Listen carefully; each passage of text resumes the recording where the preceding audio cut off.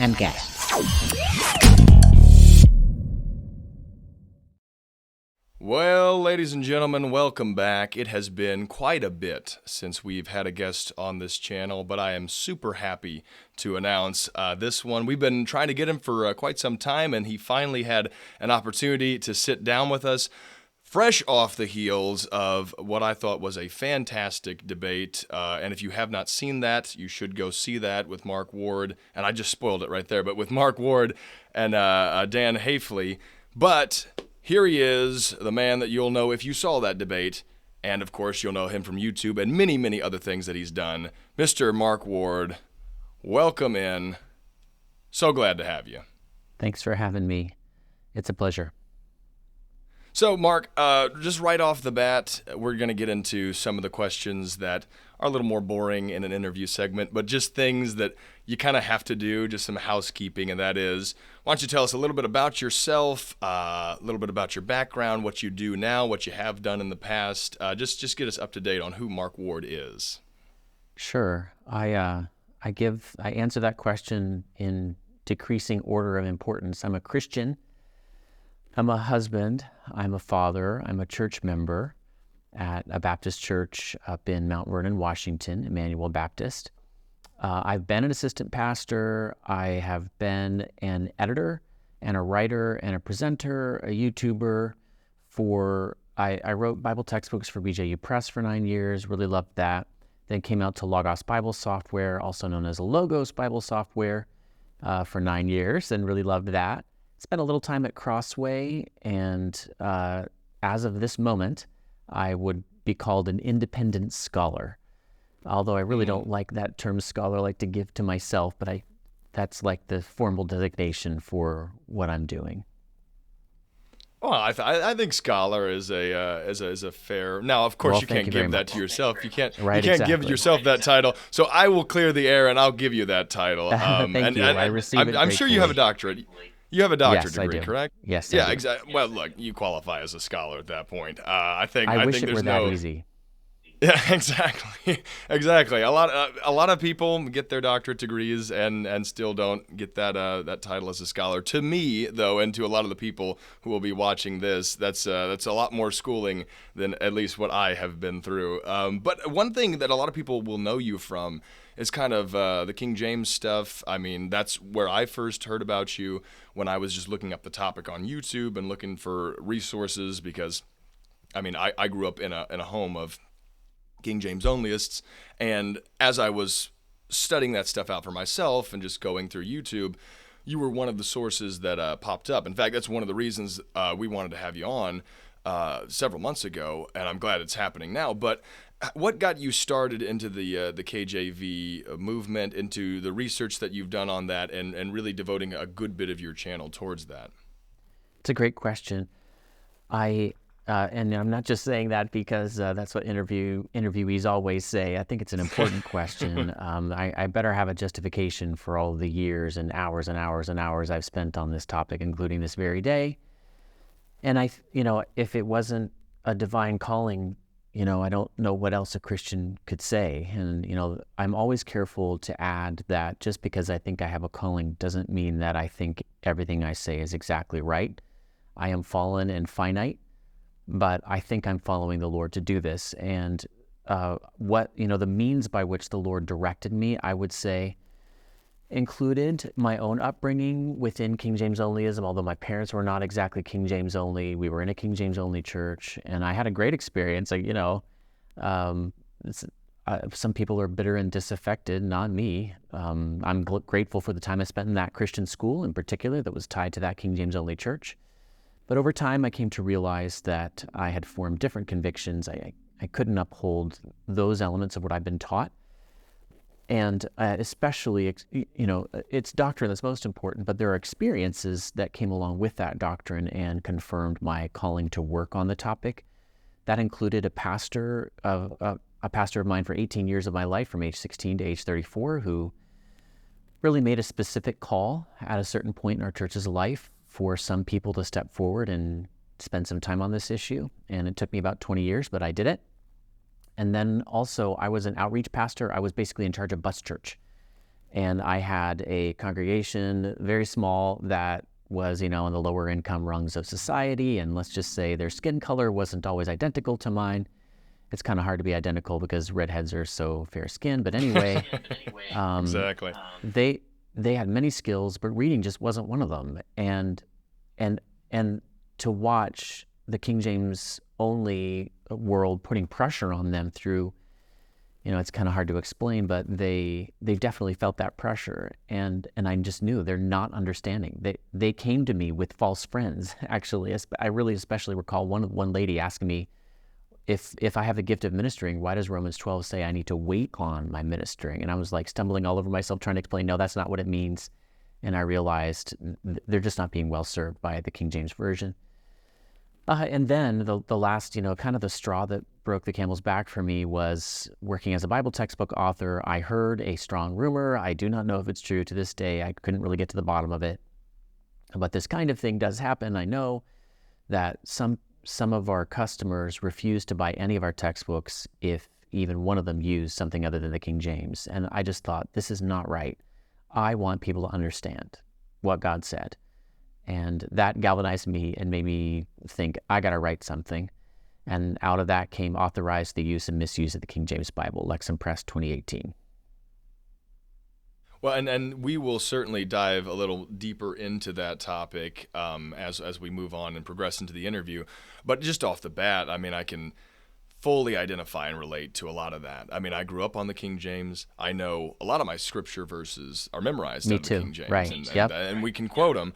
But it was the revelation for me is, and even though you can read the words a lot of the time, it's not that you can't read them, but can you understand all of them being put together in a way that's not really familiar to the way that they're put together for words that I'll read in books nowadays? I mean, I thought I was getting a lot more out of my Bible studies than I really was until I started reading translations that were written more for me as an English speaker currently. Right.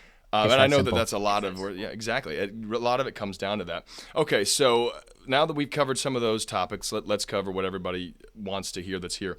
Out of the emperor penguin or the snow leopard, which one do you prefer? I think snow leopards are awesome.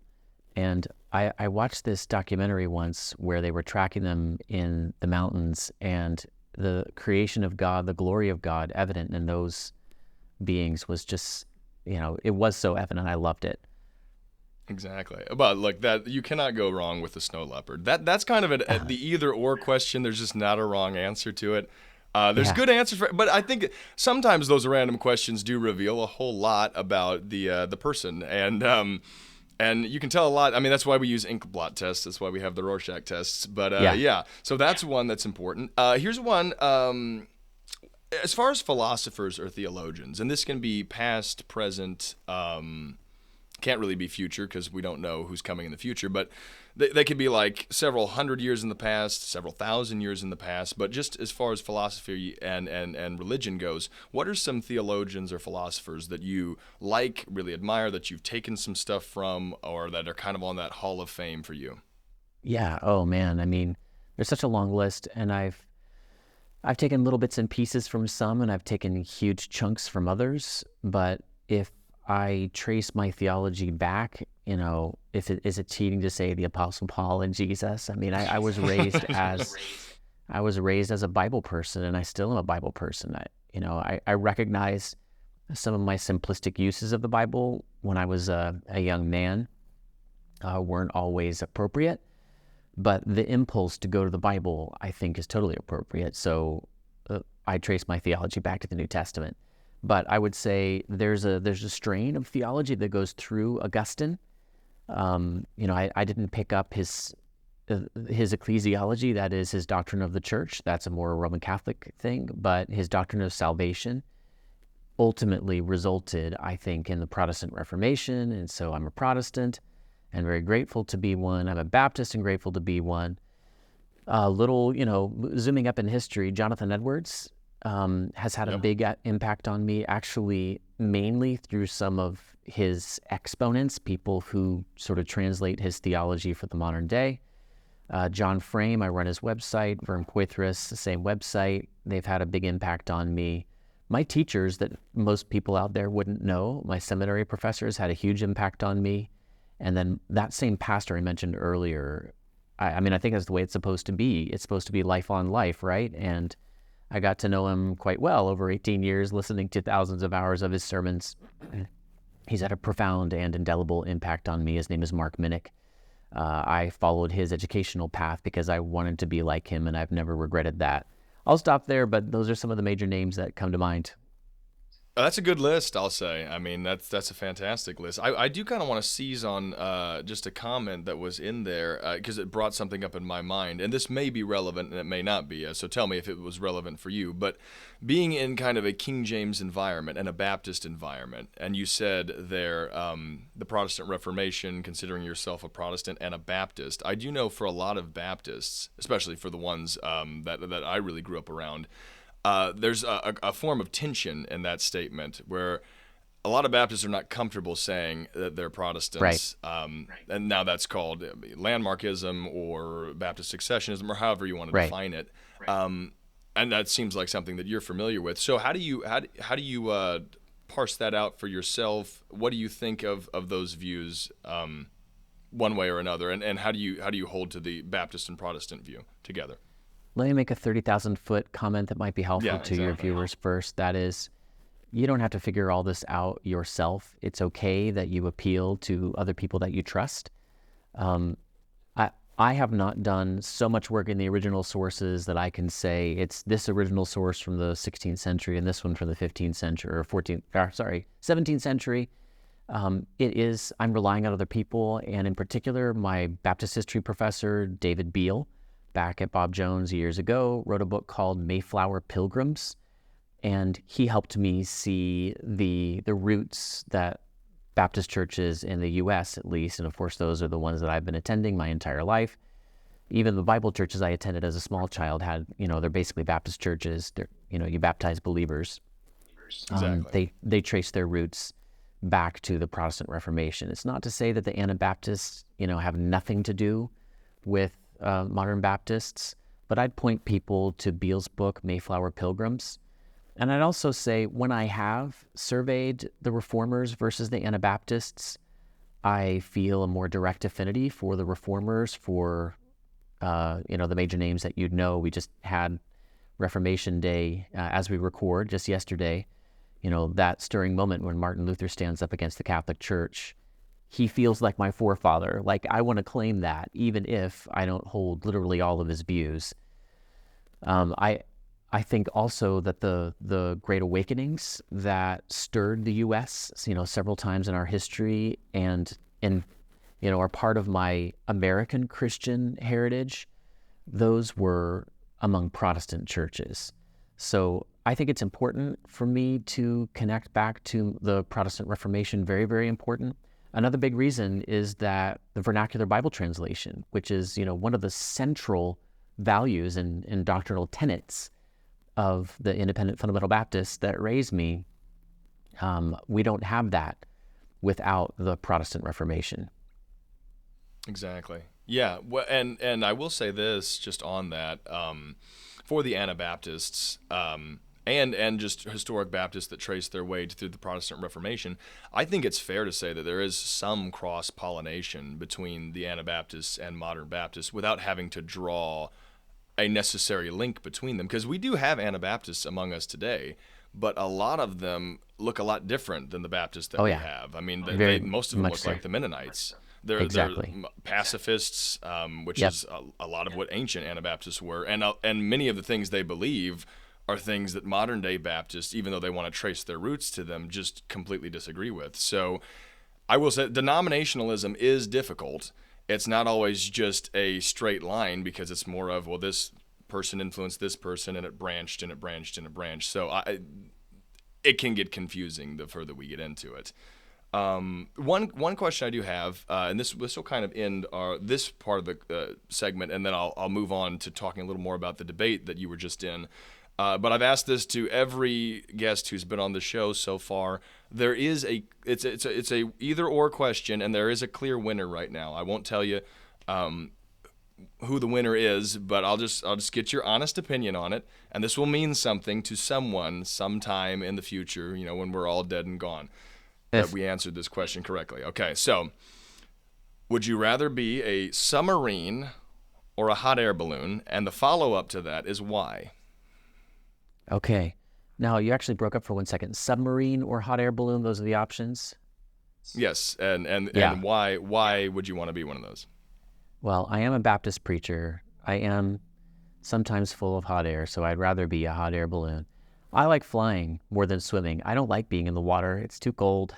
I've always been that way. There I you actually love Ultimate Frisbee to this day, in large part because my dad would take my sister and me to the beach in upstate New York, where my dad worked for Word of Life Ministries. After work, he'd take us there to get us out of mom's hair, and he would swim with my sister, and then he would come back to the beach and throw the Frisbee with me. So I like the air. I like stuff that flies. I would love to be a hot air balloon, definitely. That is fantastic for the hot air balloons because they have been down pretty severely. I would have thought that hot air balloon would have been the choice, but most guests have wanted to be a submarine. So you have really helped the hot air balloons. You've made it 3 to 5 in the hot air balloon. I don't know. It's your hot air balloon. You can design it and put whatever you want into it. Thank you. That's exactly. And for those who want to be in the submarine, I guess we could put an emperor penguin in there. Okay, so moving over to the debate that just took place. And again, for those who haven't seen it, I'd encourage you to go see it. It's a very good debate, a little bit different than some of the King James debates that we have seen in the past. It focuses on a bit of a different topic. So I'll start off by saying, how did this come to be? And, and then we'll move on to really the origin, the content of what happened. Well, I think it came to be, I think you know a little bit better than I do how it came to be. It was your idea, as I recall. And I'm grateful to you. No, well, I didn't know you. if there was any more like context before I showed up, I guess. Well, actually there is a little bit more. I mean, you came along at the right time suggesting that Dan and I come on your channel, but there are actually multiple providential pieces to this. I happened to have plane tickets to the Chicago area for that time, and the trip for which I was, for which I bought those tickets, my plans had changed, but I still had the tickets. So I kind of had this perfect opportunity. Ryan Haifley, Dan's son, had connected us, and we'd been talking for, I don't know, it might be up to a year now. And I wouldn't say it's frequent, but we emailed back and forth, and we talked on the phone several times. And Dan, what really impressed me about Dan was that he was one of the few people I've run into who really disagrees with me, right? He's across the aisle on the KJV issue, for sure, but he listened and he talked. We just had real conversation. You know what it's like on the internet, and a lot of your viewers, if they're Gen Z, they grew up maybe assuming this is the way real life is. It isn't. People just can be total jerks, and they can just set their feet and refuse to budge a single millimeter. And Dan obeyed Philippians 4:5. In the King James, it says, "Let your moderation be known to all men." That is what I call a false friend, a word that we don't know, we don't know. It doesn't mean, don't eat too much cheesecake, but eat just enough. Moderation meant clemency, showing mercy to people. Maybe reasonableness would be a good word to use. Wisdom that is from above is peaceable and gentle, open to reason. I want to be that way. I've got my own perspectives on things, especially the King James issue. But I wanted to have back and forth, and I got it with Dan. So when you proposed that, I'd been praying and thinking actually for years that a debate needed to happen at some point. I'm actually wrapping up my popular level work on the King James Version. I'm going to be announcing that on my channel at some point in the next couple months. December 31st, 2024 is going to be my last day. I am leaving a little bit of wiggle room for myself. I have some academic work to do, and actually I now, because of this debate, I am open to doing other debates, but my channel is going to switch away from this topic. So I thought I need a debate, because so many people have said you got to do it, and people expect it. But really, the biggest reason for me is I want unsympathetic people to hear me. in a way, it's like, I didn't pray that they all listened. I didn't pray they all be persuaded. I just pray that they would literally have my words come into their ears. And my other prayer for this debate was that we would both be civil. And I would say both things have definitely occurred. And I'm grateful to God for those things. Absolutely. And from our side of it, I mean, one day, my brother is for those of you who don't know, my brother basically runs the social for the I cannot King remember James it now, Bible but the Research Council, of which Dan is a King founding James Bible member, Research. right? Exactly. And so when we were throwing around the idea, it just seemed like, he said, oh, there's people over here that want to get into debates. And I was like, well, you know what? Why not debate Mark Ward? I mean, I've seen him for a long time. I've watched some of his stuff.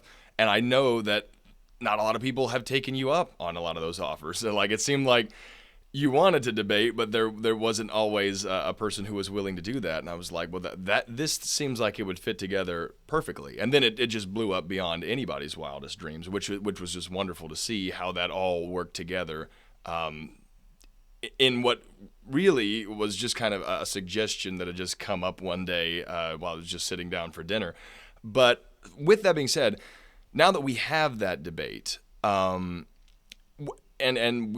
we saw all of the arguments that were given from both the opposing and here's really the question I have: why the topic of intelligibility? Why was that the topic over and above some of the other more mainstream topics that we've seen people debate before with King James, like manuscript traditions or so? Right.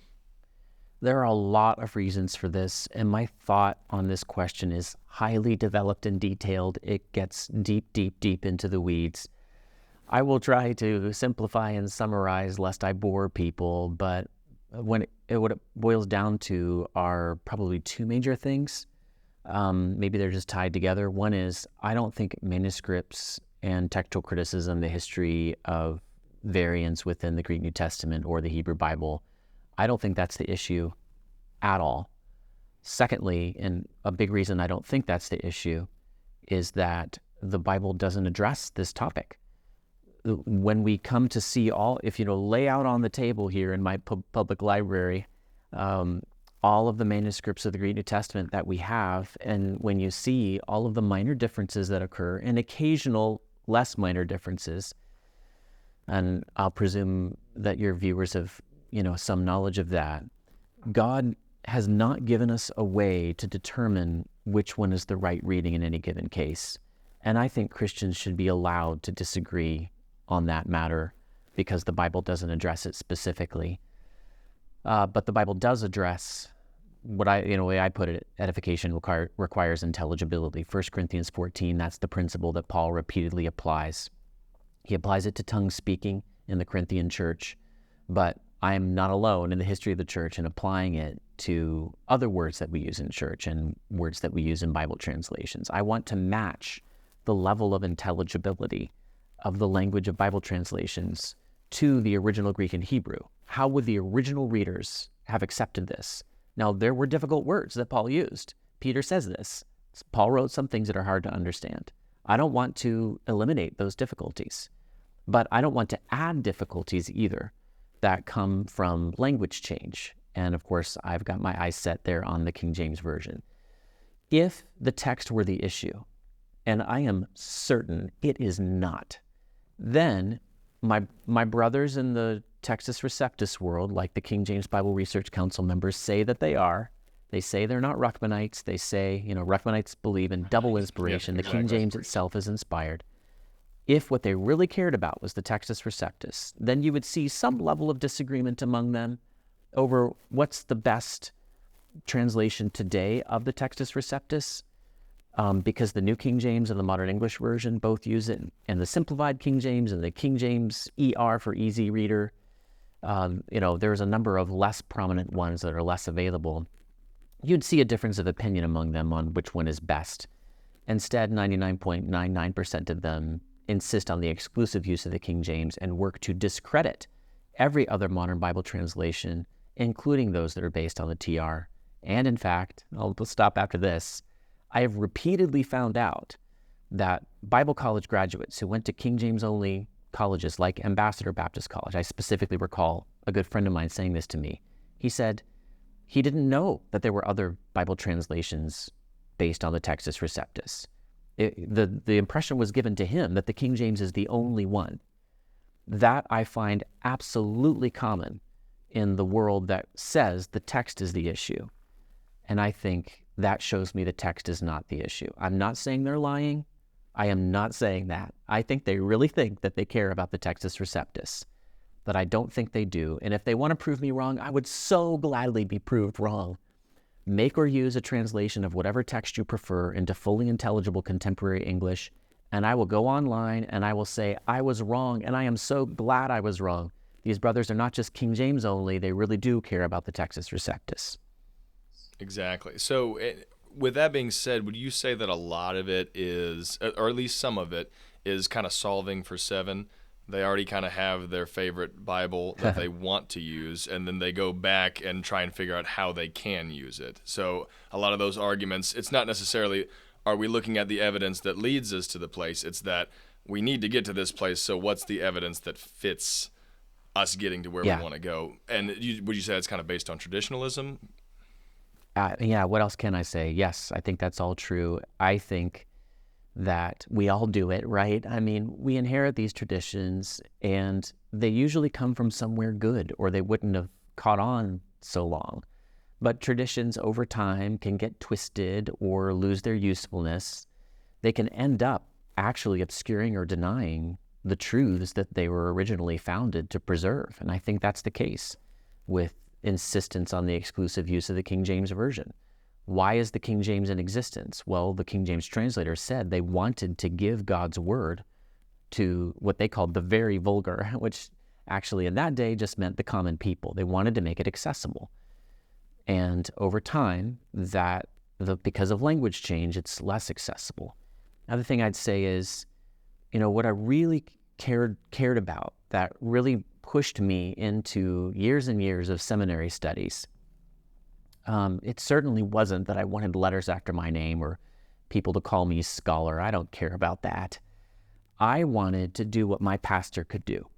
He could open up the Bible and explain it to me in such a way that I would walk away thinking, wow, that was there all the time. And I sort of half saw it, but he helped me really see it.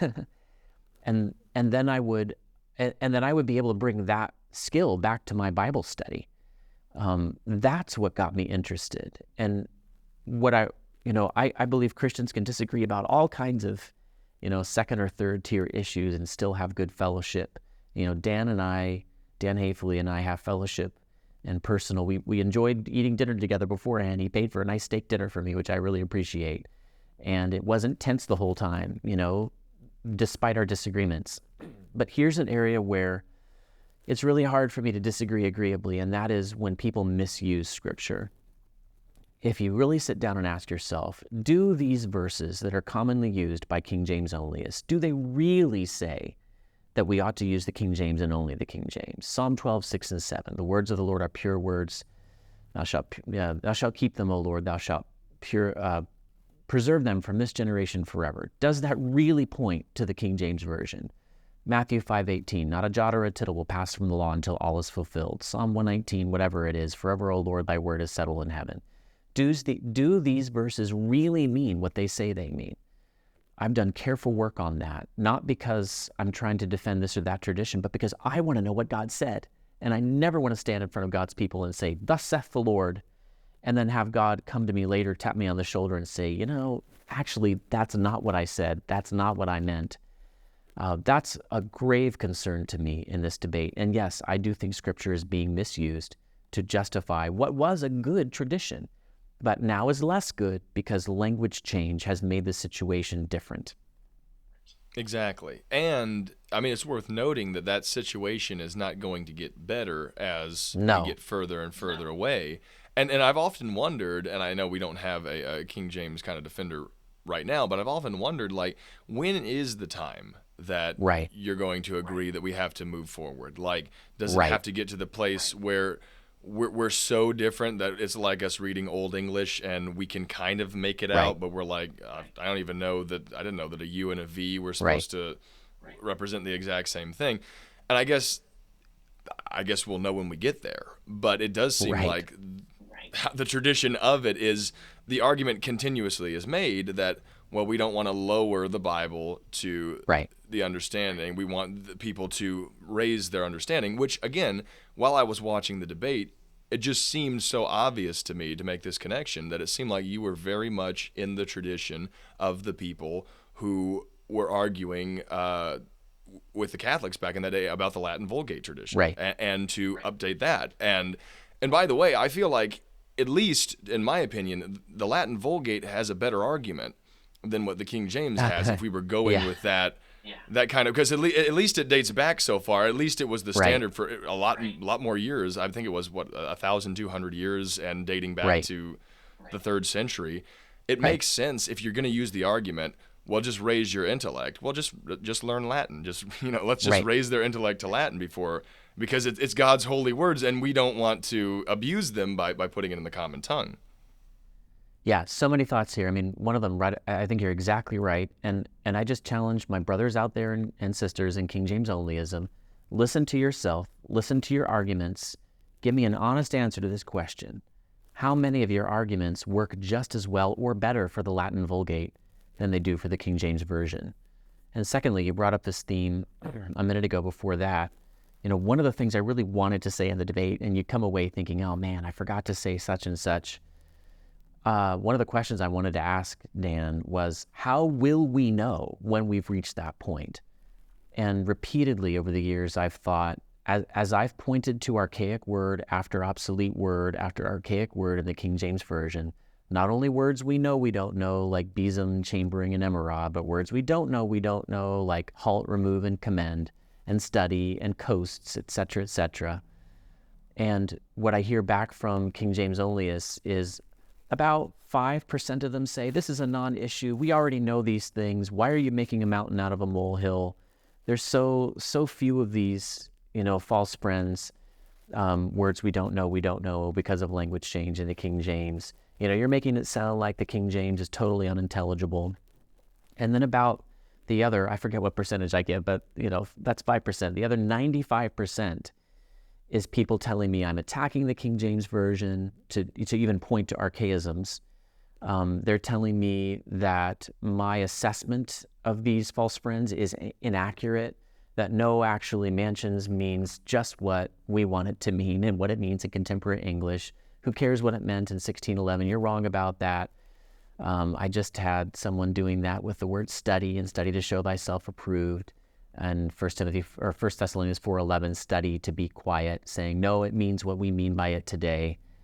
And I'm thinking, guys, unless you're just straight up Ruckmanites and the King James Version is perfect in every jot and tittle, if you really are true, if you really mean it when you say the text is the issue, then it has to be in principle possible for there to be an update to the King James someday.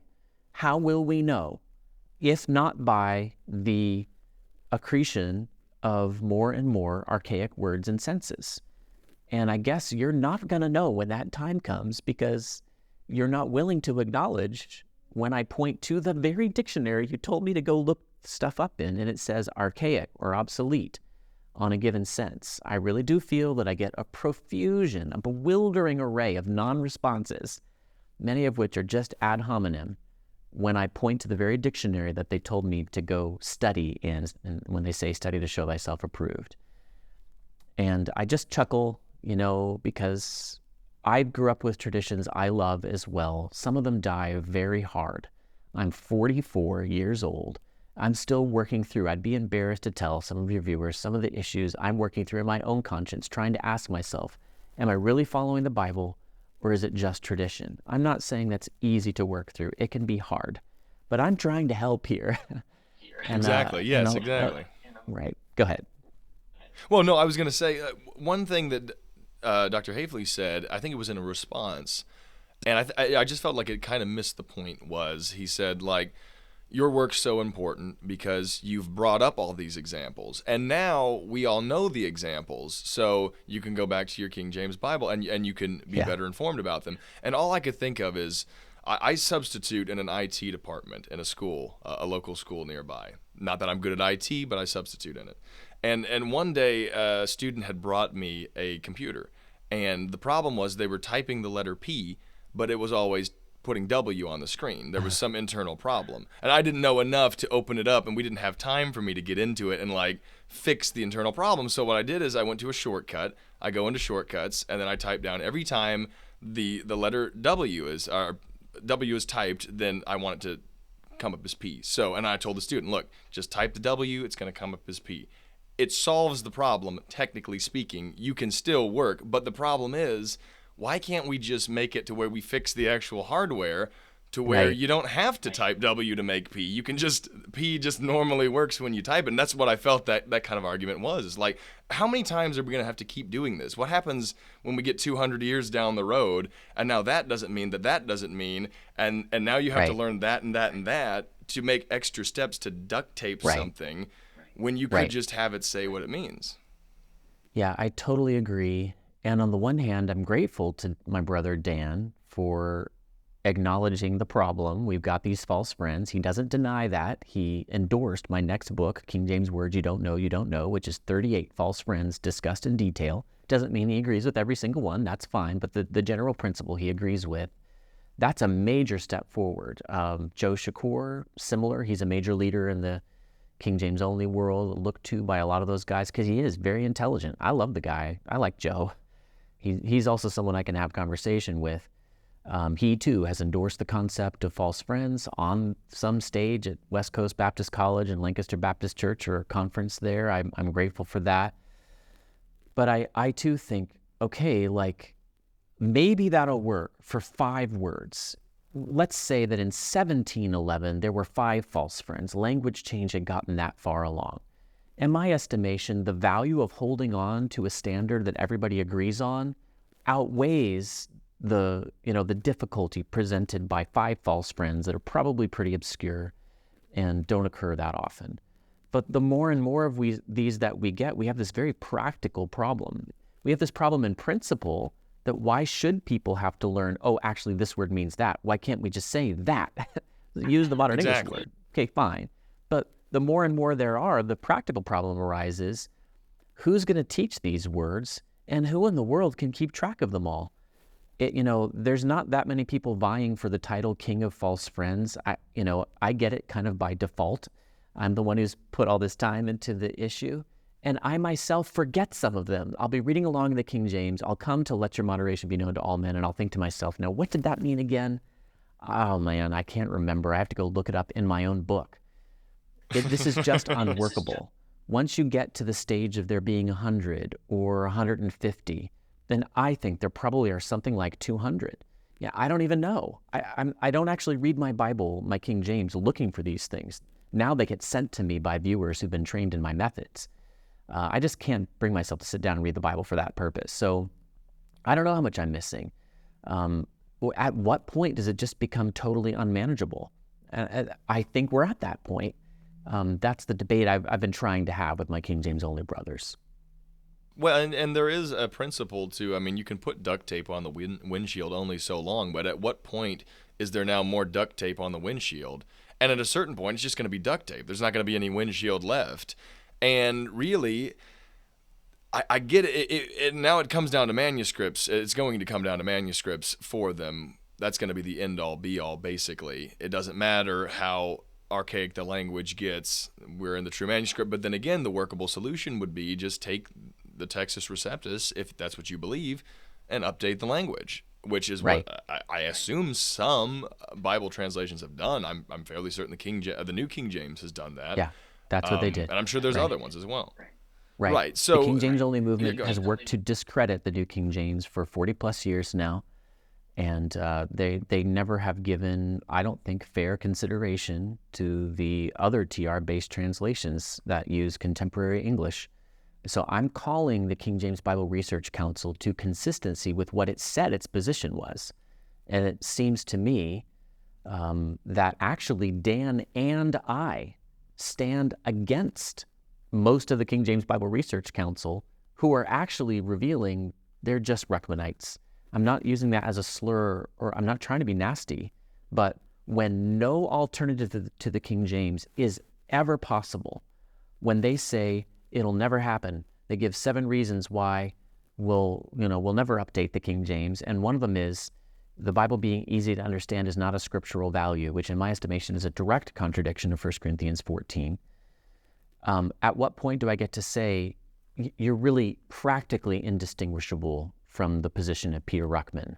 You're nicer about it than he was, maybe not always, but you're taking the same view he did. Only if this translation was inspired by God, it directly blessed in some way that other translations were not. Only if that's the case should we hold on to it at all costs, even the cost of the plowboy no longer being able to fully understand it. Exactly. Well, and a lot of times I do feel like, because there's so many different branches now, and there always has been, but now there's new faces to the King James movement as it modernizes and moves to different places. And you do kind of feel like the Scooby-Doo meme where they got the mask on the person and then they take the mask off, and it's the thing you've always been like, it's got a new mask on, and you'll kind of argue it out, and there's like, oh, these people are making different points. Let's get to the evidence-based arguments on here. But once you get to the core of it, once kind of all those arguments are done being argued, it comes back to the exact same things over and over again. The reason that we're making this argument is because we start from this premise. I think so. And let me just again say, I don't think my opponents are liars, that they actually know they're Ruckmanites and they're pretending not to be. They're wearing a Textus Receptus mask, but underneath they know they're actually Peter Ruckman. I do not think that's the case. That's why when I did a video about 2 years ago, 10 ways to avoid Ruckmanism, that's the way I put it. I said, let me come alongside you, brothers in the King James Bible Research Council. You say you want to avoid Ruckmanism. Well, let me point to the various ways in which you're actually talking just like Peter Ruckman did and acting like him and believing like him. That's very different than just saying to them, you're a bunch of Ruckmanites. I'm honoring their desire to stay away from his errors. I'm saying, if you'll let me help you, I can see right here 10 ways in which actually you're just saying the same stuff he did. And I have had, I think, honest people listen to me and say, I've now realized that we all said what we cared about was the Textus Receptus, and I really did. But I'm looking around and realizing that the institutions that supposedly are upholding that value are not really holding that value. Really, when it comes right down to it, what's the bedrock is not the Textus Receptus, it's the King James Version. And this gets pretty technical, but I'll say one more thing about it. Which Textus Receptus edition do King James Onlyists use? They use the one that's actually derived from, this is kind of complicated, but it's derived from the King James itself. Or the Scrivener version, right?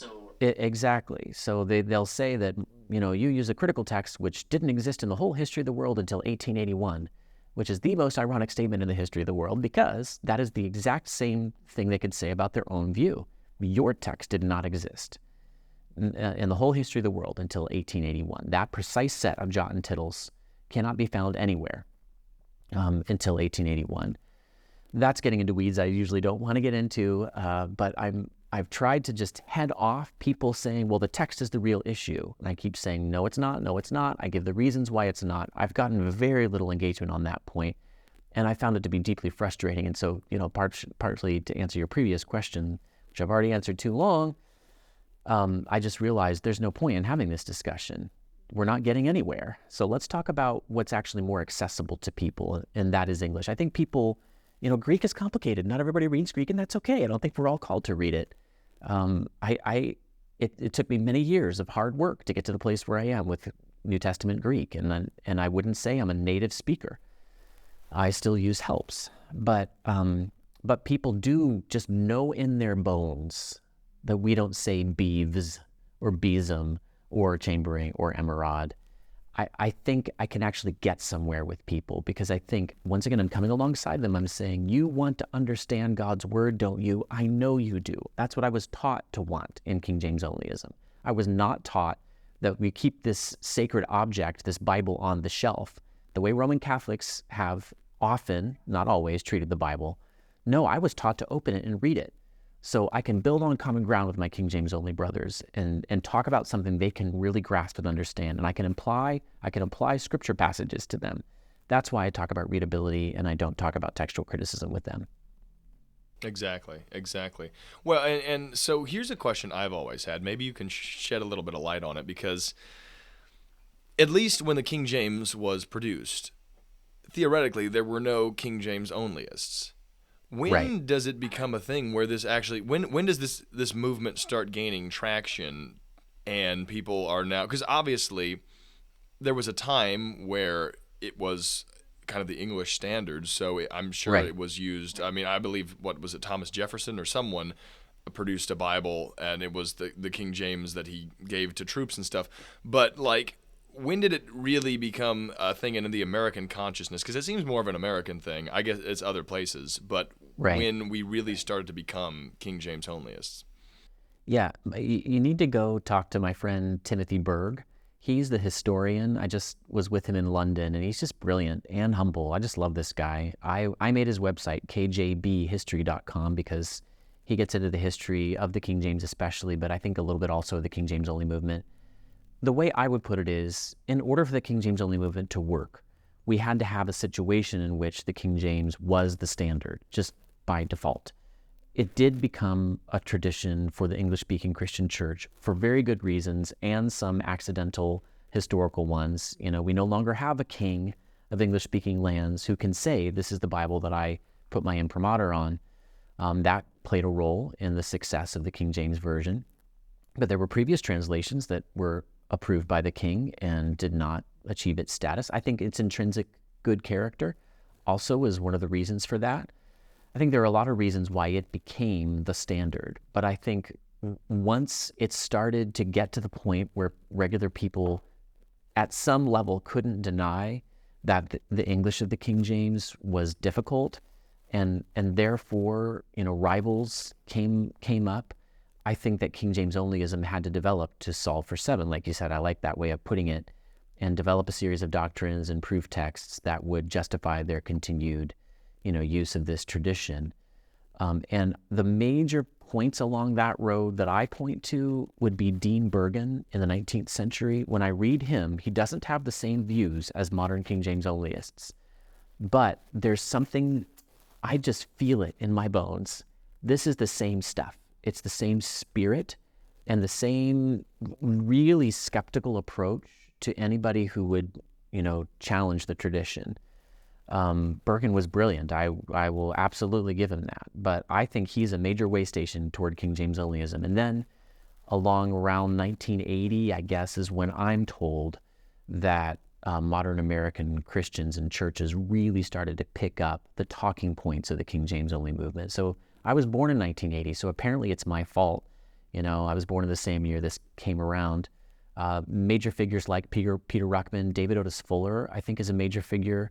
Then we have somewhat lesser figures like David Cloud, Sam Gipp, Bill Grady. I mean, it spreads, right, like wildfire. Gail Ripplinger has had a massive impact with her book, New Age Bible Versions. And the Yeah, acrostic algebra, and that God gave yeah, her, yeah. all That that kind I of show stuff. respect to people like Dan Haifley, Joe Shakur, Christopher Yetzer, contemporary, somewhat younger King James onlyists. There are guys out there who really have skills and knowledge. But when it comes to Gipp and Ruckman and Ripplinger, I have very little patience. I think they are openly sinful, openly wolves harming Christ's sheep.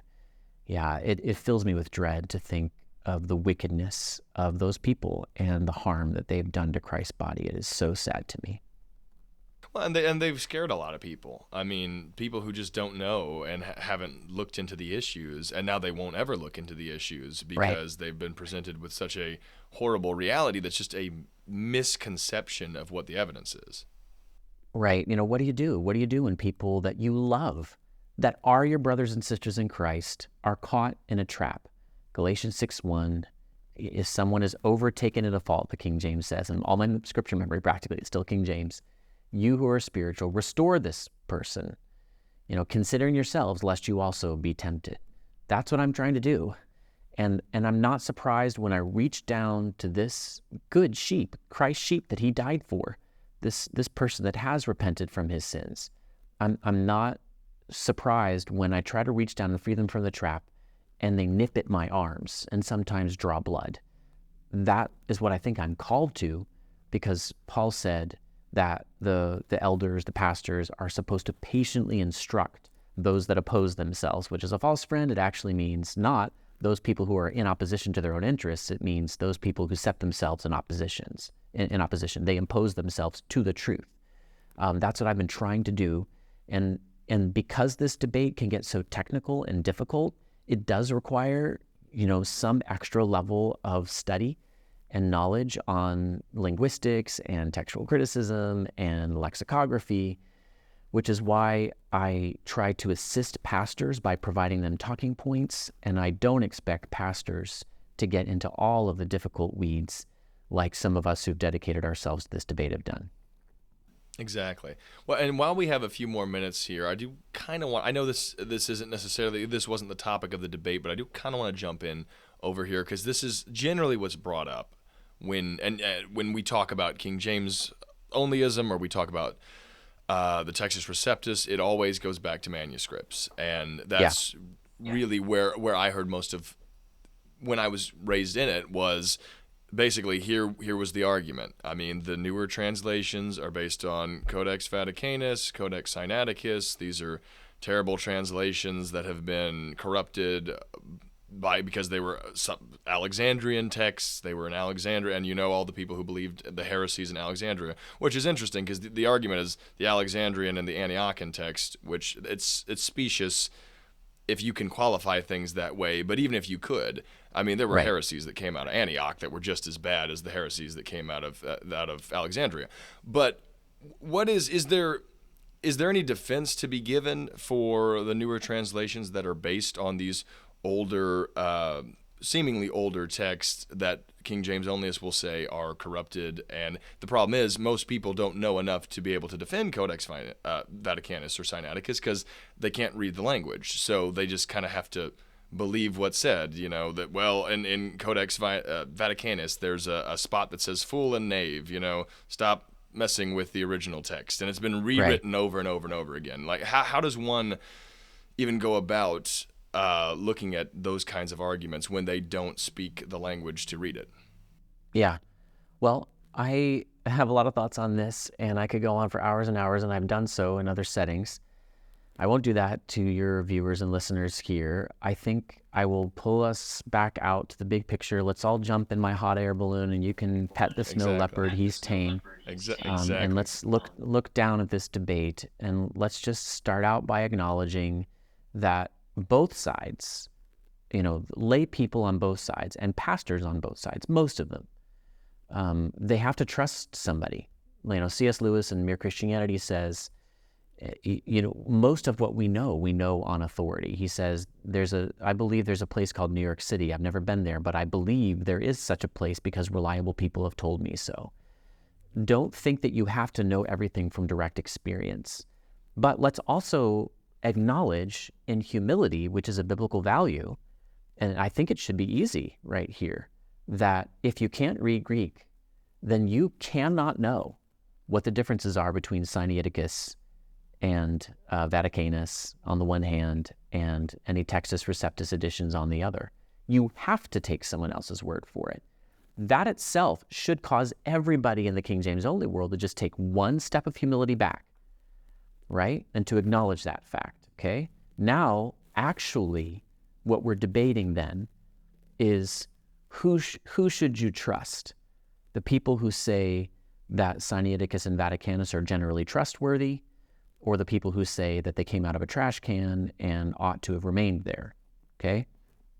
To me, that's a totally different debate. And all the while that people on both sides are thinking that they're arguing about Greek manuscripts, actually they're having a totally different argument about whom you should trust. And that's a big reason why I don't want to get into it, because I actually don't want to say to people, don't trust your pastor. It was my pastor who told me that Sinaiticus and Vaticanus were terrible and Westcott and Hort were really bad dudes who worship, ghouls. And he was and is a good man. I don't think he was maliciously and purposefully telling me lies. But I think it's more damaging to go to someone and say, don't trust your pastor, on these complicated issues than it is to go to them and appeal to them when their conscience is bound to use only the King James Version. What do I do with people whose consciences are bound? Paul tells me to be very careful with such people. I don't want truths of history to be my main appeal, my main method of dislodging the barriers in their conscience to using contemporary English translations. I would rather it be Bible. I want to use God's words. So I give an opportunity for the Spirit to work on the consciences of the people whom he indwells. That's why I appeal to 1 Corinthians 14 and Matthew 28, teaching them to observe everything I've commanded you. We need God's word. We need it in our language. And whatever the reasons are that you get to a King James only position, you say it's because of high-minded and very detailed study of Greek New Testament manuscripts. Okay, fine. Again, most people don't have the capacity to evaluate those arguments. But if it comes down to a place where you must read and trust only this one translation, and it contains words that you don't know, but that's okay. Don't look at the man behind the curtain, right? I think that King James Onlyists out there ought to be able to look at their Bibles and say, something isn't right here. Acknowledge, I know I can't really argue about Greek manuscripts. That's just not really my place. I'm going to have to trust somebody. Continue trusting your pastor. Fine. I don't want to argue that. But don't let your pastor or anyone tell you, in opposition to Scripture and to the evidence of your own two eyes, don't let them say the King James is at a 5th grade reading level. Everybody in my church can understand it just fine. I hear this all the time, day in and day out. My small children memorize the King James and have absolutely no trouble. You know that's not the case. If you will be honest with yourself, if you will read even one page of the New King James Version, you will see it uses easier English, okay? That's where I want to start. I just really don't want to get into textual criticism with people. If they can separate text and translation, and they say to me, okay, I've worked through your arguments on translation and I'm with you now. I am now using a Textus Receptus-based translation into my English. It's fully intelligible, contemporary English, because 1 Corinthians 14 says I should. Then I'm willing to talk about textual criticism, and I have a book that I like to send to people. I'll even recommend reading on both sides, fine. But lay people who can't read Greek, which is fine. God doesn't call everybody to do that. That's okay. I don't want to talk about text until we've already worked through translation. Exactly. Well, and a lot of the times, specifically, there's a lot of red herrings that take place. You'll start arguing textual criticism, and then it moves into, well, you know what Westcott and Hort believed? They believe these weird things, and it's like, well, right. How does that have anything to do with the text that they translated? And right. One thing that was very fascinating recently, and it's not recent, but as of late, a lot of defense has gone up in the King James movement because of this newfound, whether attack or idea of potentially the sexuality of King James. I know they're now making documentaries and stuff about it. Especially liberals really like that because it helps them out with whatever they're trying to push. And right. and even people on the side who are anti-King James, onlyist, are now starting to use that argument. To me, it seems like it's just the same kind of argument that's being used on the other side. It doesn't necessarily matter, but it seems like King James onlyists are very, very interested in defending that it's not true. And I was always wondering, like, why make those amount of arguments? Why does it matter? And I think it's because if they give that, then they have to give up on all those other arguments that they made against the other textual manuscript tradition. They have to give up on the Westcott and Hort character attacks, and it is what it is at that point.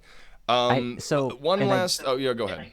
You're really onto something here. That's really insightful, and I just wanted to amen that and say I don't think they're giving these arguments about King James and defending his character because they recognize that if they say it's fine if King James was homosexual, we'll still use his translation because his sexual choices didn't affect the translation, then they have to allow for Westcott and Hort, stuff that they touch to be okay. I don't think that's what they're thinking. I think that they think of they think of the Bible, what's the most common metaphor that they use when they're arguing against modern versions? They'll say, do you want a pure glass of water or a glass of water that has just a drop of poison in it or a little bit of dirt in it? It's like if sinful people touch this thing, then it's morally corrupted. Anthrax got in it, or there's COVID germs on it. Or I think the best analogy would be the clean and unclean laws in the Old Testament. Don't touch a dead body, the priests are told. That's the way that King James Onlyists treat the critical text and translations derived from it. Instead of seeing the text as like a wall with a bunch of bricks and you could take one out and remove one, it's not going to necessarily affect the others. They see it like a pond or a glass into which some poison has been placed. So as long as they can, poison the well, make a guilt by association argument, then they feel that the day is won. But anybody who knows the issues will recognize immediately, it just doesn't even matter what Westcott and Hort did or thought or said. We're way beyond them now. And plenty of people that are actually doctrinally pretty much indistinguishable from, conservative evangelicals, the basic doctrine of the King James Only movement, they have validated and used those principles. Mm-hmm. And it's a self-defeating argument because as good of translators as the King James Only translators were, they were sinful men. Everybody's a sinful person. Right. Like, they committed some form. Now, it may not have been, the weird one that you want to bring up for Westcott and Hort, but that's just elevating one sin above another. Everybody has sinned, and Right. I mean, if we want to get technical, which has always been strange to me, is the Baptist movement seems to be the one that really gets into the King James Only stuff. And if we're talking about the pure pond of King James, I may be getting my facts wrong on this, but wasn't King James the last king to execute? It was 2 Baptists, didn't he, over their beliefs? I think that's correct. I don't want to besmirch him if that's not true, but I think that is true. Now, does it matter to the argument? No, it doesn't matter to the argument. But it seems like once you engage in the purity conversation, it just becomes an argument of this person was like listing sins of everybody so that you can throw mud on the other translation. It's a lot Right. like a political debate, but it doesn't get anywhere with where we're supposed to go. And that's why this argument, Right. I think, just keeps going forever and ever, because you're not uncovering anything. You're not changing anyone's mind. It's just forever, ever repeating. But with that being said, right before we end this, what can we expect from you in the future? What are some things that are being planned that we can see Mark Ward in, either in this part of this year or the coming year? Yeah, I intend to finish out my 50 False Friends series. I love alliteration, so because I'm a Baptist at heart and a Baptist in actuality. So even though I'm actually going to get up to 100 false friends on my channel, I'm still calling it 50 False Friends for now because it just sounds better. So I plan to get up to 100 by the end of the year. I do have other videos that I've planned, some of which are sort of promised and people who follow the channel will know are coming. And then after that, I plan to take the next stage of the argument. I plan to set aside direct discussion with the King James Only movement and use what I was taught as the replacement principle, put off and put on. If you put off King James Onlyism, what do you put on instead? Well, it shouldn't be ESV Onlyism or NIV Onlyism. It needs to be an appreciation of the embarrassment of riches that we have in modern evangelical English Bible translation. And yet I recognize that very smart people out there that I respect a lot, when they come to differences between the NIV and ESV, for example, don't know what to do. And I want to build some principles, perhaps a method, much as I did with False Friends, for how they can establish, is this a textual difference or a translational one? What's going on here? With the goal of ultimately understanding better what God said. Because when translations differ, there's always a reason. It's not copyright law. The reason, it has to do with something that the translators are seeing in the Hebrew and Greek. And if we can set aside text again, if we're just looking at translation, more than likely, if you see a significant difference, that means there's some kind of difficulty or ambiguity in the Hebrew or Greek, or there is such a richness of meaning. This can happen, like I think, with the word, it's now paraclete, the comforter will come. And the reason that translations differ is that, that word really could mean different things. I think the word chesed in Hebrew is similar, often translated loving kindness, I think, in the King James. Loyal love, steadfast love is another way that it gets translated. That's a rich word. That can happen too. And if there's riches in that word, I want all the riches. How am I going to get them if I can't read Hebrew or Greek? I'm going to have to use multiple English Bible translations rather than seeing that as fundamentally wrong because God's not the author of confusion and I'm confused, therefore God didn't do this. Let me allay the confusion for you, and then maybe you can see, God authored a situation in which he didn't baptize one pope, right, or tell us this is the guy who translates the Bible for you.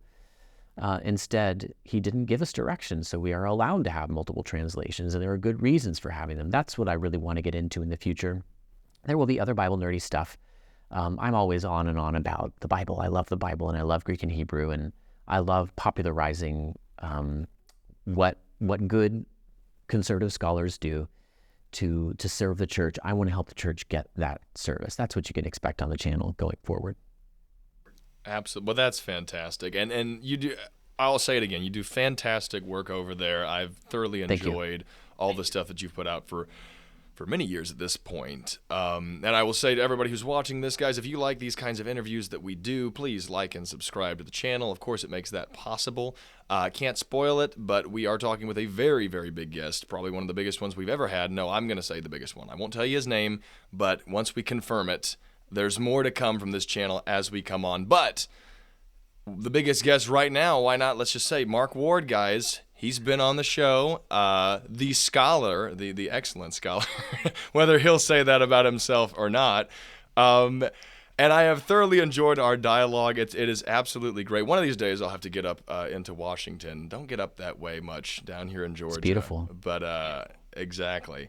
But again, continue to do the things that you're doing. It has made a massive impact, I know, on me and on many people in my generation who just are having problems, and just needing to figure out some of the answers and needing to find a place to go and look for them. And thank God that there are platforms now like YouTube. Thank God there are people who have the knowledge that are able to put stuff out that people are able to watch and digest and become better informed about the things that they hold deeply. But thank you again for being here. It has been an honor to have you. It's been a really great delight. I really have appreciated your insightful questions and comments. Thank you so much, guys. And as always, our stinger.